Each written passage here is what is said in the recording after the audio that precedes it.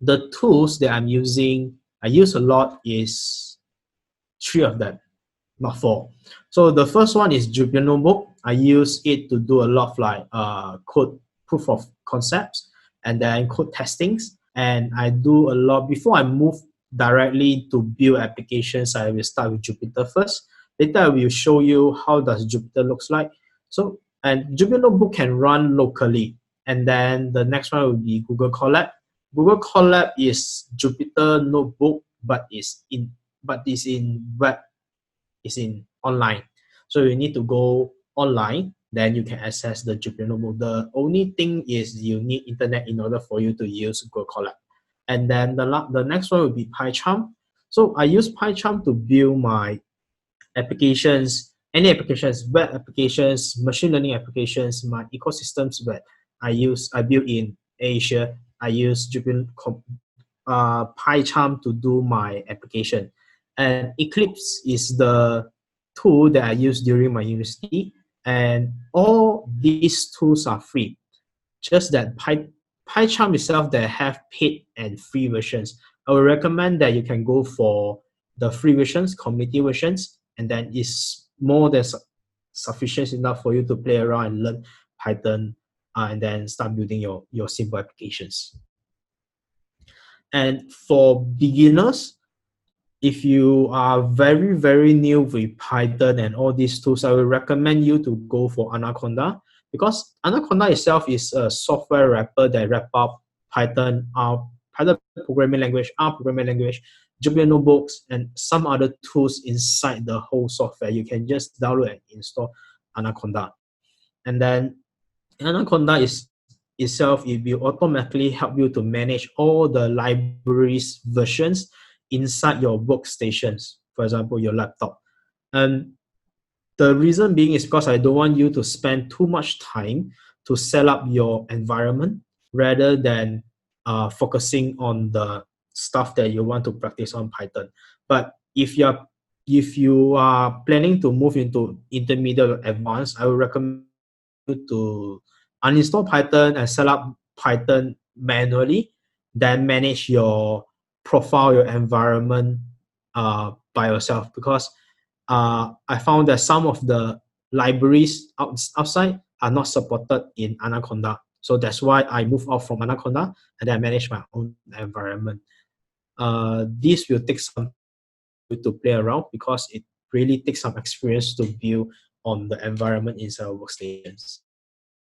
You can get all the data from a website by scripting them. So this is one of the library called Beautiful Soup. It's a Python library that allows you to pull data out from a HTML as well as XML file. We put in layman terms is when you view on a browser, whatever you see in your user interface inside your browser, you are able to pull all the data down by using this library. And then it requires you some technical skills in order for you to pull the data out.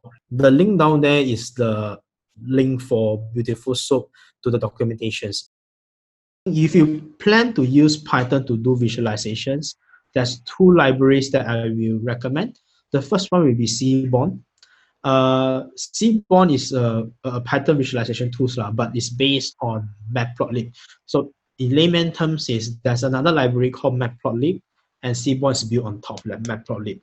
And Seaborn itself is the charts, the visualizations is a lot better compared to Matplotlib. So later I will show you guys on the website, on the documentations. And the next one is Matplotlib itself. So Matplotlib is another libraries that you are able to create statics, animated, or even interactive visualizations. But the only reason is Matplotlib itself is not, the color, the theme is not as nice compared with Seaborn. I use this a lot since the first day I started as a data scientist. So it's an open source machine learning Python library. It's backed by the open source community. And then if you went to machine learning online courses, most of the courses that will taught you like how do you write algorithms, what does the algorithms do, regularizations, hypotheses.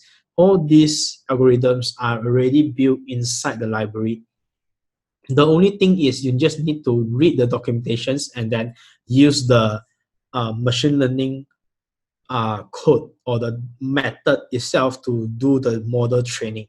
So it's not as complicated as you think to use machine learning libraries. And then later I will show you what is the segregations on each of the tasks that we do before we move into machine learning itself. And then the next one will be Tensorflow. So if you heard of this one, Tensorflow is another open source machine learning library that it provides the algorithm from machine learning all the way to deep learning. And then Tensorflow itself is backed by Google. If you're using Colab, you can directly use Tensorflow library inside the Colab, and then you can start to play around with machine learning without managing the environment. So most of the libraries that you need to use are already installed in Google Colab. Or if you want to use other libraries, you can install the libraries directly inside the Colab as well. You just need to run some specific commands to install the library.